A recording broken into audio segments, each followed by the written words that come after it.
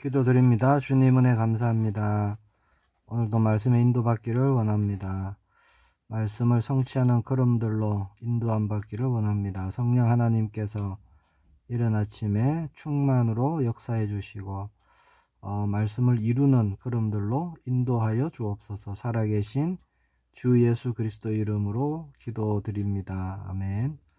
오늘 나눌 말씀은 누가복음 18장 1절로 8절까지 말씀입니다. 제가 봉독하겠습니다. 예수께서 그들에게 항상 기도하고 낙심하지 말아야 할 것을 비유로 말씀하여 이르시되 어떤 도시에 하나님을 두려워하지 않고 사람을 무시하는 한 재판장이 있는데 그 도시에 한 과부가 있어 자주 그에게 가서 내 원수에 대한 나의 원한을 풀어주소서 하되 그가 얼마 동안 듣지 아니하다가 후에 속으로 생각하되 내가 하나님을 두려워하지 않고 사람을 무시하나 이 과부가 나를 번거롭게 하니 내가 그 원한을 풀어주리라. 그렇지 않으면 늘 와서 나를 괴롭게 하리라 하였느니라. 주께서 또 이르시되 불의한 재판장이 말한 것을 들으라. 하물며 하나님께서 그 밤낮 부르짖는 택하신 자들의 원한을 풀어주지 아니하시겠느냐.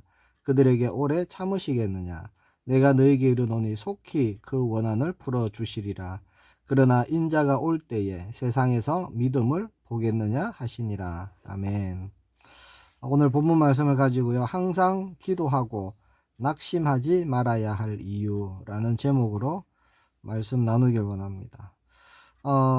예수님이 한 비유의 말씀을 하시죠. 어떤 얘기냐? 한 재판장의 이야기를 하십니다. 근데 어떤 재판장이냐 보니까 불의한 재판장이에요. 어떤 불의한 재판장이죠? 하나님을 두려워하지 않을 뿐만 아니라 사람을 무시하는, 약자들을 무시하는 이제 그런 재판장입니다. 오늘 말씀을 통해서 우리는 하나님을 더 알기를 원합니다. 하나님이 정말 어떤 분인가 나에게 우리가 더 풍성히 알기를 원합니다. 자, 2절에 보니까 이르시되 어떤 도시에 하나님을 두려워하지 않고 사람을 무시하는 한 재판장이 있는데, 자, 이 재판장에게 누가 찾아오지요? 그 도시에 사는 한 과부가 찾아옵니다. 어느 정도 찾아왔을까요? 아주 자주 찾아왔다는 거죠. 와서 계속 하는 얘기가 자신의 원한을 풀어달라는 겁니다. 3절에 보니까 그 도시에 한 과부가 있어 자주 그에게 가서 내 원수에 대한 나의 원한을 풀어주소서 하되, 자, 처음에는 아예 무시하고 듣지도 않았겠죠. 재판장이. 4절에 보니까 그가 얼마 동안 듣지 아니하다가 라고 말씀하고 있습니다. 자, 그런데 어느 날 갑자기 마음을 고쳐 먹습니다. 4절에서 5절에 보니까 내가 하나님을 두려워하지 않고 사람을 무시하나 이 과부가 나를 번거롭게 하니 내가 그 원한을 풀어주리라. 그렇지 않으면 늘 와서 나를 괴롭게 하리라.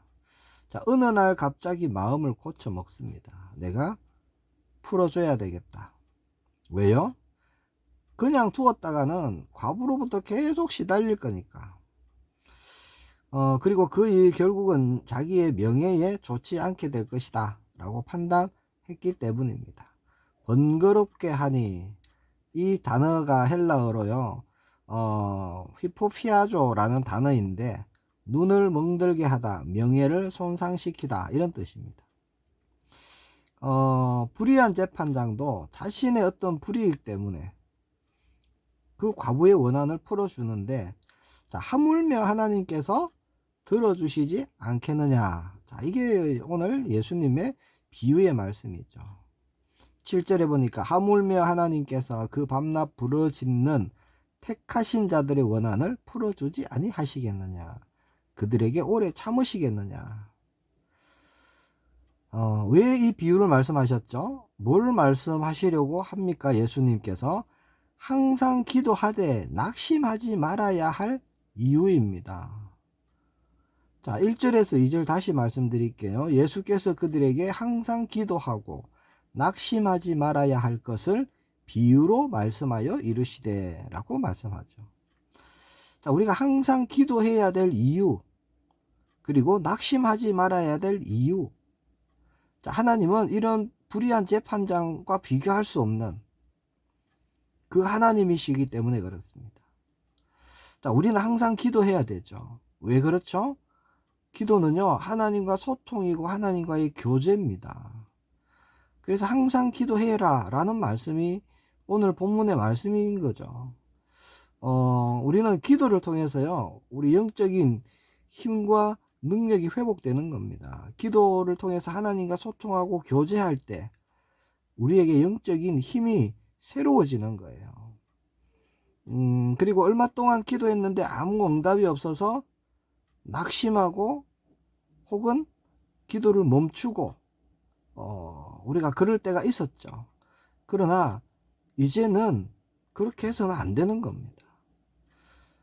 우리가 분명히 알아야 되는 것은요, 하나님은 오늘 예수님의 비유에 말씀하신 그런 불의한 재판장과 같은 분이 아니기 때문에 그래요.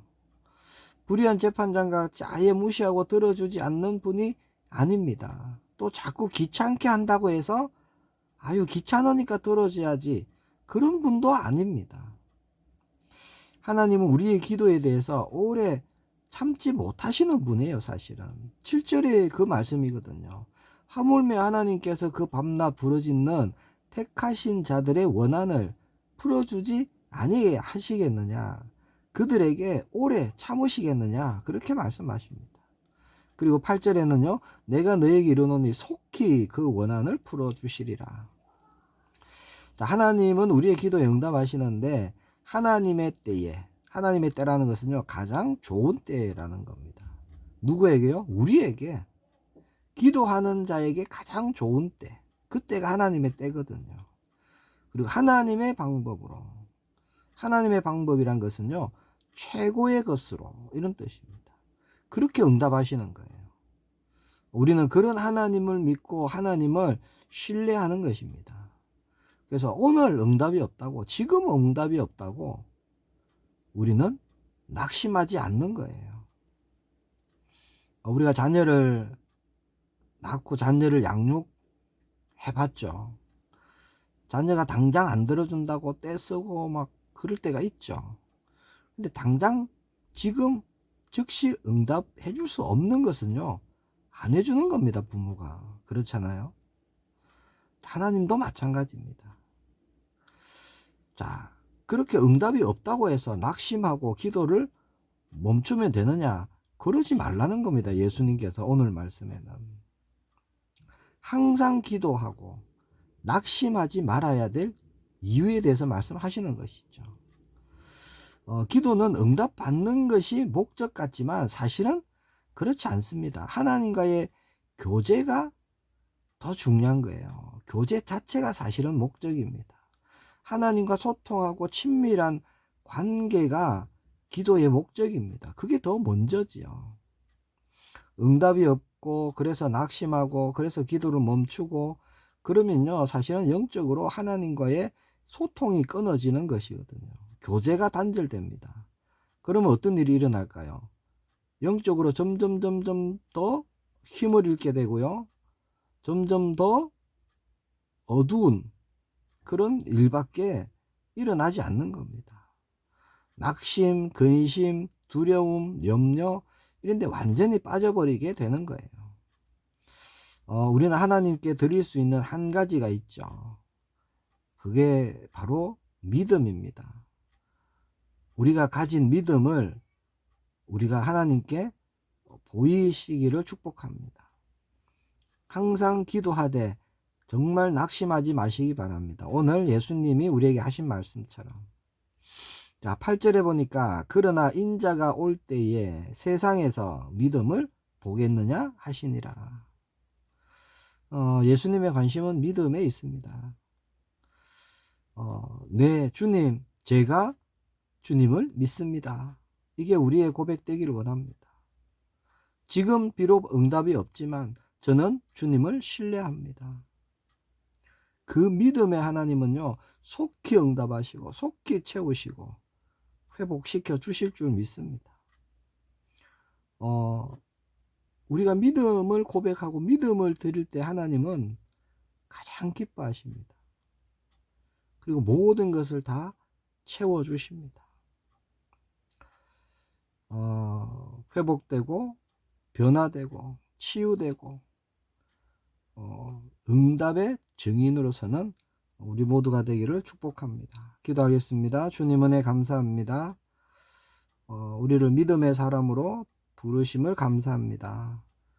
항상 언제나 기도를 통해서 하나님과 교제하고 소통하고 나누는 그 영적 삶이 우리의 우선이 되게 하옵소서.